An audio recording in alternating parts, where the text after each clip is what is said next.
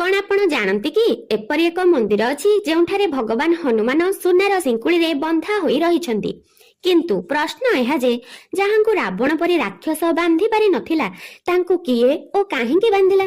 कहानीटी आरंभ हेउछि समुद्र देवंक ठारू, जे कि निजर भक्ति रे एते व्याकुल होई जाइतिले जे भगवान जगन्नाथंक चरण पर्यंत पहुंचिबा पई से निजर विनाशकारी लहरी रे पुरी सहर को बारंबार बुड़ाई देउथिले। सहर को विनाशरू बंचाइबा निमंते भगवान जगन्नाथ निजर सबुठारु प्रिय भक्त हनुमान को समुद्र कूल रे पहरा देबा पई आदेश देले। आउ जेमिति हनुमान सेठारे पहुंची गले समुद्र शांत होई गले, किंतु मात्र किछि समय पर्यंत। जेबे भी पुरी रे केउठारे भी राम भजन बा कीर्तन हुए हनुमान जगिबा छाड़ी सही स्थान रे जाई पहुंची जाउथिले। आउ से जिबा मात्र के ही समुद्र पुणी फुली जाए और पुरी सहर पाई संकट माड़ी आसे। सेतेबेले भगवान जगन्नाथ ताहा कले जहा कि केही केबे भाबी नथिले।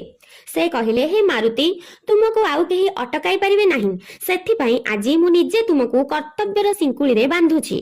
आउ सेही स्थान रे जेउठारे भगवान निज भक्त को बांधिथिले सेठारे निर्मित हैला बेड़ी हनुमान मंदिर, जेउठारे आजी भी भगवान हनुमान सुनार सिंकुड़ी रे बंधा होई रहिछंती, जेपरी पुरी ओ ताहार लोक माने सर्वदा सुरक्षित रहिबे।